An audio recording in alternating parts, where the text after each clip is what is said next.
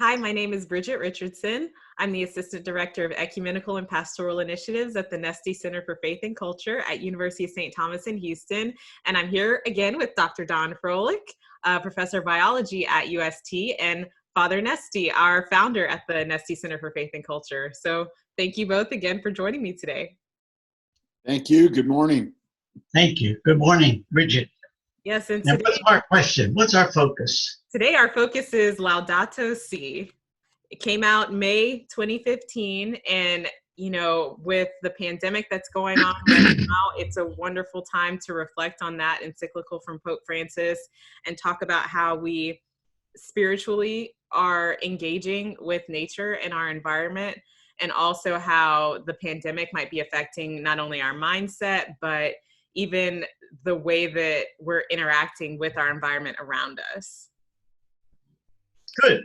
Yeah, we can Well, go. let me, before we get into that, let me just put Laudato Si in a kind of context for us so that we understand why it's receiving such laudatory praise from so many people, and then on the other hand, it's being attacked as something that the church should be really addressing. Okay? Social teaching in the church really came alive with Pope Leo XIII in the last decade of the 19th century, and when he wrote Rerum Novarum. Rerum Novarum was written by the Pope precisely to address social questions that were facing the church at the time.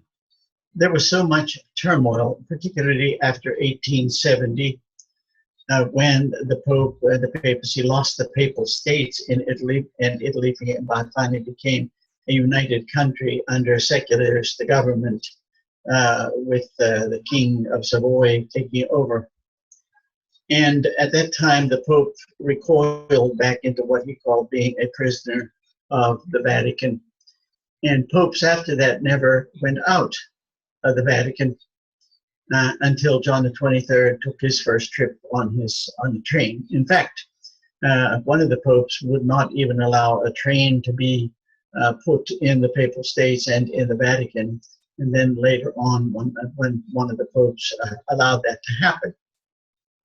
So a lot has happened since that time because the Pope was addressing questions of the workplace, labor, unions, the right to unionize, and so forth and so on, and the whole question of private property as related to common property in society.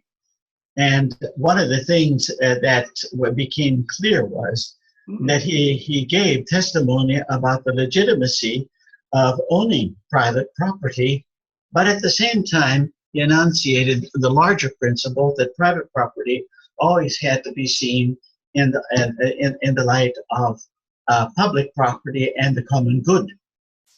Now, in America, the emphasis on private property is at the heart of the Declaration of Independence, which took John Locke's words, the inalienable rights of life, liberty, and property. He called it estate, actually, and not property. And we have pushed that, we put that envelope to the extreme, that private property is there. We become the owners of it, and in such a way that we almost become the creators of it. And what has been lost in that dialogue with secularism is the whole notion of God. God has fallen out as a creator and is no longer seen as the ultimate source of all being. And as we've gone along, the whole social teaching of the church has, focused on, both the capitalistic system and a communistic system, and where do we stand in the context of those two major forces, which came in the early part of the 20th century, all the way up to the fall of the Berlin Wall and where we are today. So here we are with the development of private property and corporations and the need for the fossil fuels, et cetera, and people are becoming aware of how this is really polluting this wonderful creation that we live in. But we don't talk about it as creation. We don't hear that word very much at all, because creation implies that we are only stewards of this wonderful globe of ours. And when you don't relate to creation and you just talk about the environment as it were something that were man-made and man-controlled, then there should be no restrictions on how we do that. Pope John Paul II came along and he started talking about human ecology. And he was focusing principally on the family. And that was the reason that people have developed his whole theology of the body and so forth and so on.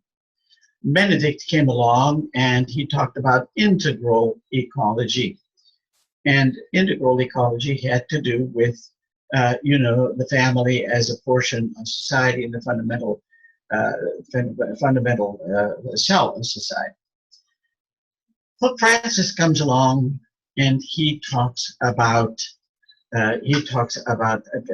maybe I got this wrong, but he is talking about integral ecology. He's the one who's talking about integral ecology. And what he's talking about there is the necessity of bringing together the political elements, the economic elements and discussions, the social elements, the anthropological elements of our understanding this world, and seeing them all as the beauty of creation. He begins the encyclical with the first two words, Laudato Si.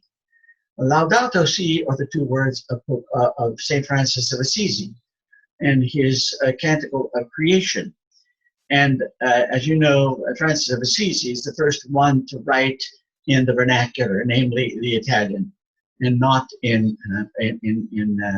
Latin. And when you go back over that Laudato Si praise of creation, you see that everything is relational. He talks about sister water, sister moon, a brother sun, and it's all brothers, sisters, and even death that he talks about this. So I think the Pope is trying to recapture that sense of the sacredness of creation and the sacramentality of creation, namely that sacraments affect what they symbolize, and they're affecting here the symbol of God's creative act and ongoing act. And this is why he said we have to work together so much to bring about an integral ecology, as he calls it, and not just focusing on one aspect or another, but bringing systems together. And the systems, therefore, have to be cared for and interfacing with one another and dialoguing with one another in order to face maintenance of the beauty of creation. All right? So then we take it down and we get involved, and Dr. Frohlich is going to talk about this, because people are becoming afraid that a certain species of life is being threatened. Maybe it's a frog, maybe it's a plant, and so forth. And they're watching these species die, and they want to protect them and themselves. But this also has to be considered in the larger picture once again. And with this, basic introduction, I think we should let Dr. Frohlich take over and start discussing some of the elements of Laudato Si. Okay? Love it. Thanks, Father, for your background. I didn't know that about the trains in the Papal States. Well, you certainly. I did reread in the last few days Laudato Si, and in paragraph 240, Francis is very, very clear and states that what we're talking about is a relational universe. And it just occurs to me that one of the areas that most scientists are interested in, whether they're studying things in a quantum level, whether they're studying artificial intelligence, whether they're life scientists and evolutionary biologists like myself, are complex systems. And how do complex systems emerge, and so on and so forth. And as a few seconds ago, you made the comment that how do we bring these systems together, a political system, an economic system, in order to maintain the beauty of creation. And one of the definitions of an emergent system is, number one, there are characteristics. Let's not call them definitions. Emergent systems have a couple of characteristics, two of which I think are really important. And one of which is they can't be reduced to the smallest part. In other words, you can't take the small parts and predict what's going to come out of it. And when systems come together and a new system is created, that system is by definition novel. And I think one of the things that certainly, at least in my mind, I encounter with people when we talk about these topics is people don't like novelty. They don't like things that are unpredictable, and that means that there's an element of fear involved. If you look at the word fear, at least in my world, the word fear stands for false expectations appearing real. And very often in our world, that comes down to two things. What am I going to lose that I have, or what am I going to not get that I want? And once we're on that field, once we're there with those assumptions and those conditions, there's really no hope. And I don't mean no hope in general. I mean, it's a non-productive place to start. And I think that one of the things that we really need, and I'm out of my field as a biologist, is simply a trust in the Holy Spirit, the Spirit of the universe, God, that what happens from our efforts in allowing, not just not destroying, but allowing novelty to emerge, allowing creativity to continue its path through the universe as a part of it, not separate from it, and not controlling it at the same time. It's that Spirit of God is both transcendent and immanent, and until we can do that, then I'm not sure our efforts are going to really come to very much. And it's like we talked about last time. It threatens status quo. It threatens power. And that's that. The human concept of power, the human concept of a non-dynamic status quo, that is the most unnatural thing in the entire universe. That's completely unnatural. Are systems at equilibrium? Yes, they are, but that's an equilibrium. They're not dead standing still.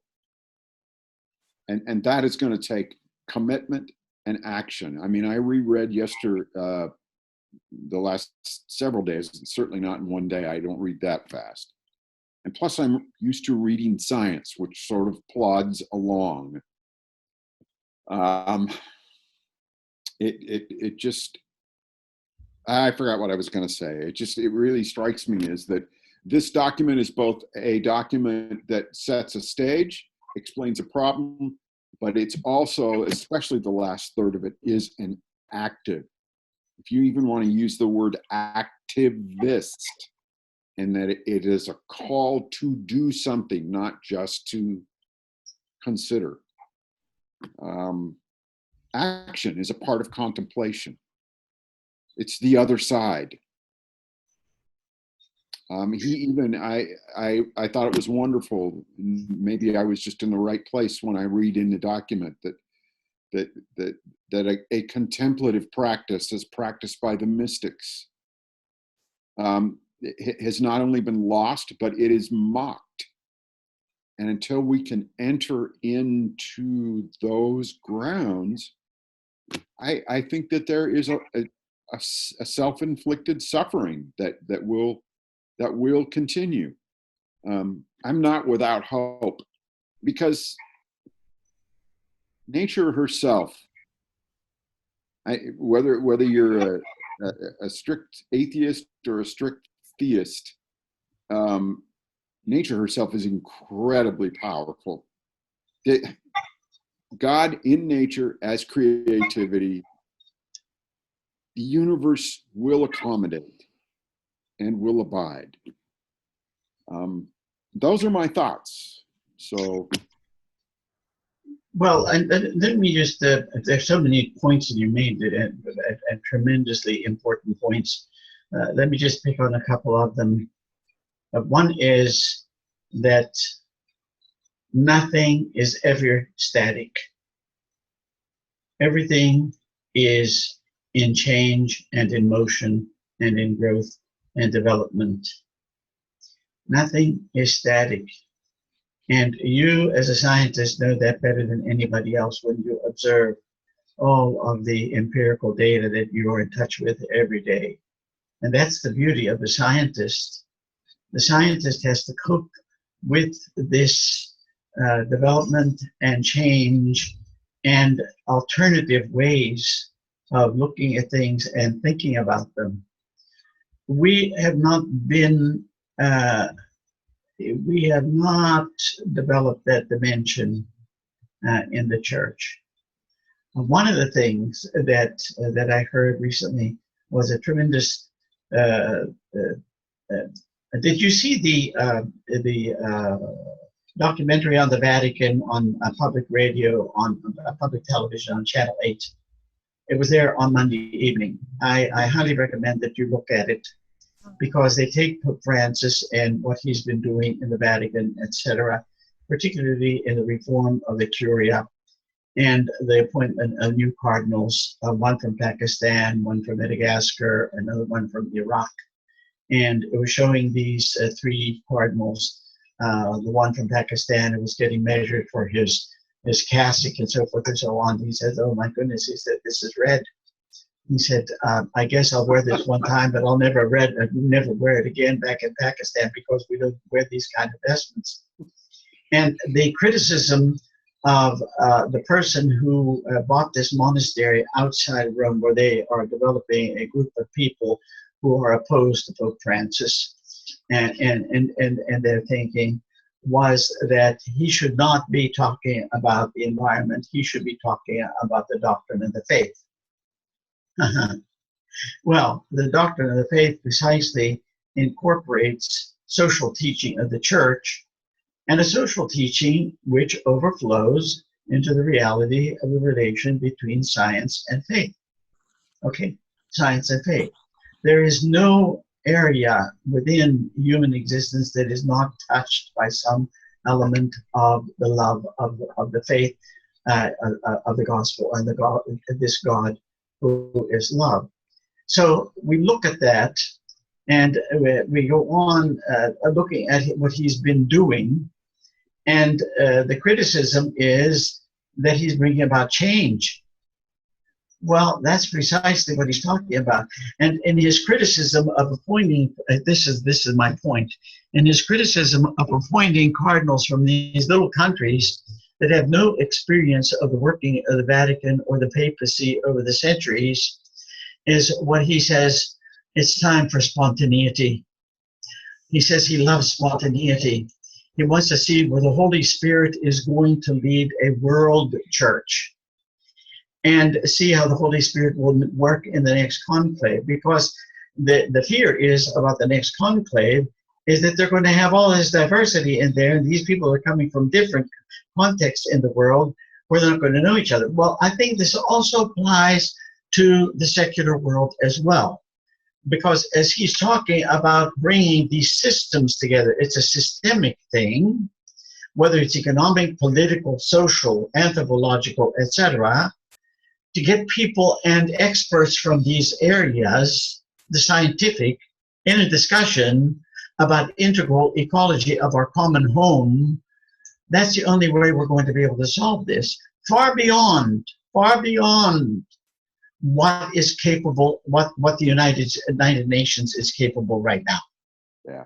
And that's why, did you hear that he's putting together this commission of 100 people, experts in all aspects of life in these areas, to come together precisely to discuss the integral ecological question. And I think it's absolutely amazing. Wow, that's great. Yes, yes. And this is really what the papacy is all about. If the chair of Peter is going to teach, the chair of Peter has to invite both students and teachers together to pursue the answers of very complex questions. Now, let me throw the ball back to you. As you go through, why did you highlight for us, having reread it again, why did you highlight for us the parts of Laudato Si and what the Pope is trying to do in there? Well, yeah, I highlighted a lot of things, that's for sure. I'll just read paragraph 240 because it's on my screen, and it's also quite short. The divine persons are subsistent relations, and the world, created according to the divine model, is a web of relationships. Creatures tend toward God, and in turn it is proper to every living being to tend toward other things, so that throughout the universe we can find any number of constant and secretly interwoven relationships. This leads us not only to marvel at the manifold connections existing among creatures, but also to discover a key to our own fulfillment. The human person grows more, matures more, and is sanctified more to the extent that he or she enters into relationships, going out from themselves to live in communion with God, with others, and with all creatures. In this way, they make their own that Trinitarian dynamism which God imprinted in them when they were created. Everything is interconnected, and this invites us to develop a spirituality of that global solidarity which flows from the mystery of the Trinity. Oh, may I interrupt you? I have to Yes, sir. interrupt you. Thank you for picking that paragraph.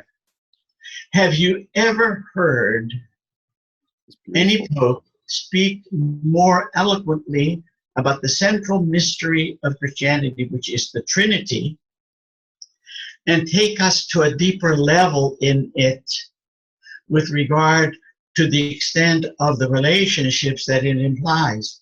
I have never heard anything so beautiful in my life. And this is what he's taking. He's taking the truth which people are accusing him of not facing or looking at, and he's putting right in front of our face and saying, this is the challenge. Are you going to see everything is related?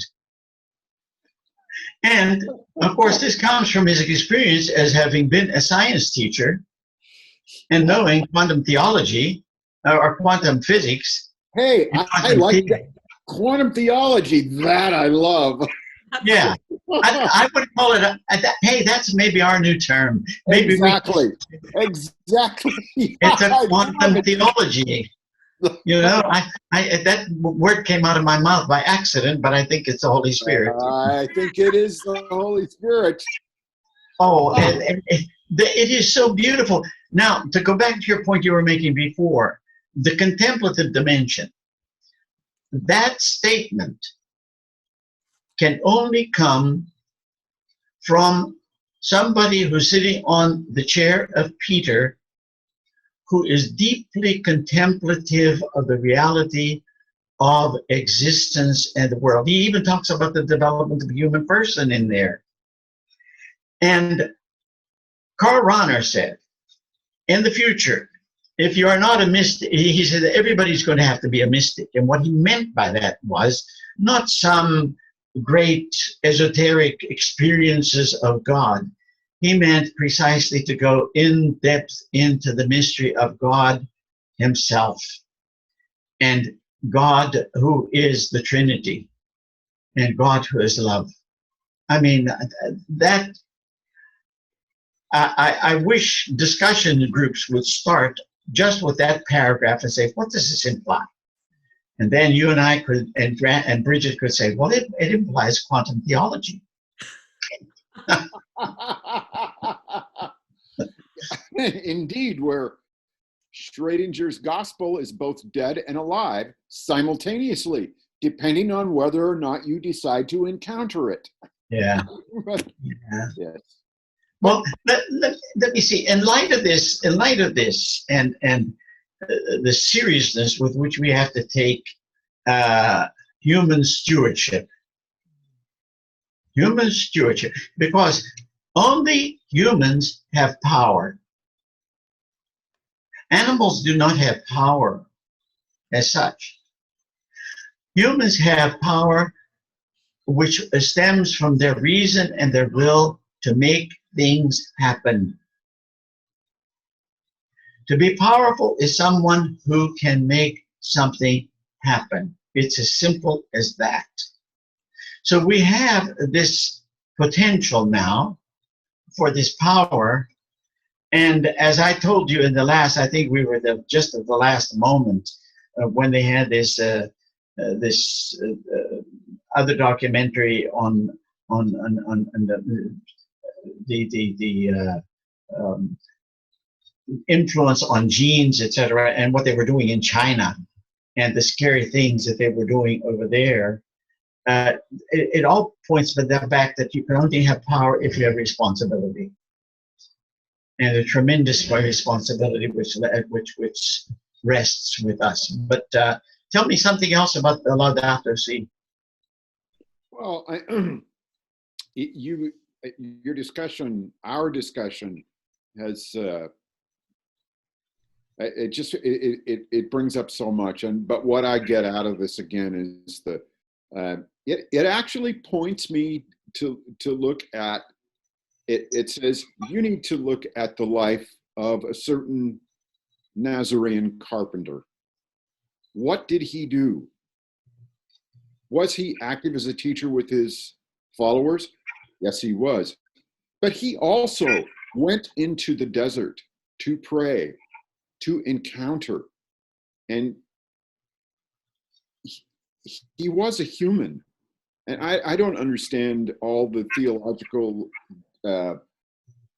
ins and outs and specifics of being both God and human. And that's one of the mysteries. But he spoke in terms of wildflowers and birds, yet he came back and he lived with his people, and he lived a simple life with his people. I mean, we talk about reason and we talk about power.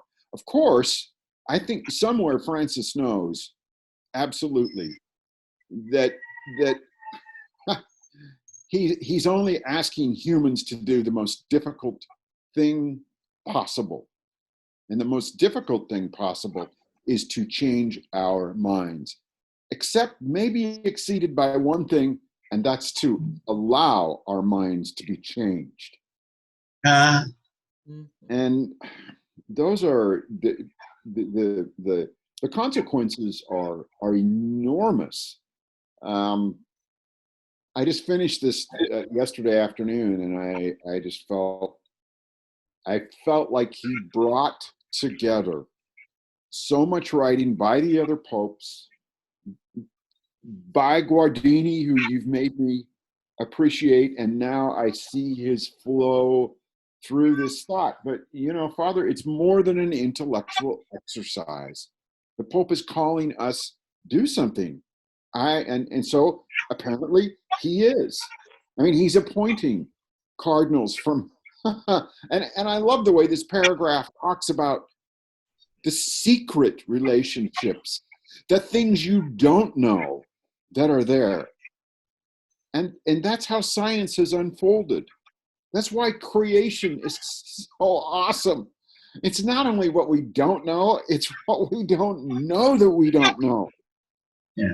And it's astonishing.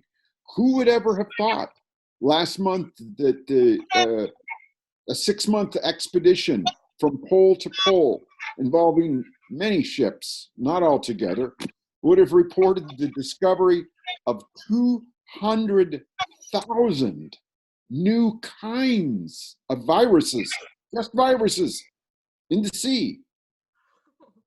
Oh my gosh.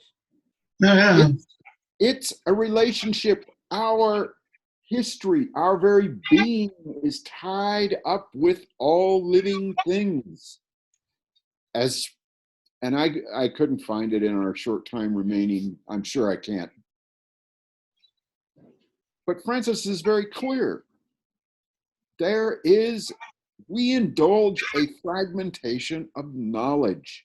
And that reflection is it's not true. I'm going to say not accurate, but it's incomplete. It's horribly incomplete. And I think that's why we need to think about quantum theology. Yeah. Very good. Listen, you really raise a fundamental question. We Catholics have always championed the fact that our lives have two elements of knowledge. One is faith and the other one is reason. And sometimes we have put the faith dimension aside in order to enter the arena with other rational thinkers just on the basis of reason. What he's really doing here is an amazing reintegration of revelatory knowledge and intellectual knowledge. He's bringing them back together. And ultimately, when you talk about Guardini will always tell you that the source of the ultimate truths and meaning is Jesus Christ. Until you go back and you enter into the whole reality of the incarnation where the divine and the human meet, we can't bring the integration of our quantum theology and quantum framework in bringing these elements, social, economic, the scientific, etc., together to the table to reunite something which had been terribly fragmented with the Enlightenment. The Enlightenment was a beautiful moment in the expansion of human knowledge, but tremendously affected us because it took God out of the discussion about ultimate meaning. And I think we're at the point now, even with this question of contemplation and action. And by the way, the other thing that occurred to me when you were talking about the action is the one liturgical principle that we have. And Bridget, you remember what that is, don't you? Full, conscious, active participation I remember that. in worship in life. Not just the ritual of the Eucharist, but it becomes the principle, the integrating principle, full, conscious, active participation. And the participation throws you back right into the quantum theological principle of relationships. When we live intentionally to discover the relationality of everything, that is when we are on the road to integral ecology. And that is when we can step out of ourselves and say, this is our common home. And our common home is part of a bigger universe which continues to expand, and where we see constant change, the birth of stars, the death of stars, and the various gases or the circles around Saturn or whatever it might be, then it becomes awesome. I like how you ended that. It becomes awesome because it's true. God and all of his elements. And I love it when Deacon Bob Hesse, he always says that God reveals himself in three ways: scripture, tradition, and nature. And so the discussion of nature, we don't have it as often as we should. So I think this is a beautiful call to action for people to read the document and think about how God is revealing himself through nature to all of us. And I really want to thank you, Don, for citing, is it number 44? 240. 240. 240, yes. I mean? Paragraph 240. Okay, that's what, well, everybody should go there and start meditating on that, and see how it's the glue for the whole encyclical. Yeah, well, thank you both, as always, for the discussion, and I'm so excited to rewatch this and think more deeply about it because I always get so much energy from your discussion, and to be a fly on the wall is just such a treat for me. That's great. I would encourage those who come to watch this, pick up the encyclical itself. It's very readable, and we'll link it with the video as well. Yeah. Oh, okay. It's free online. Right. Exactly. In many languages. Oh yeah, we'll make sure to provide the link directly to the Vatican because that one has everything. Yes, absolutely. Good. Well, thank you both so much. I so enjoy your energy. It's so wonderful to. It's been great. It's been uplifting, and I feel like I've had a great meal again. Thank you so much. And Bridget, thank you for setting the table. Yes, and buying the food and everything. Bye-bye. You're a great cook, Father. Bye-bye. Bye.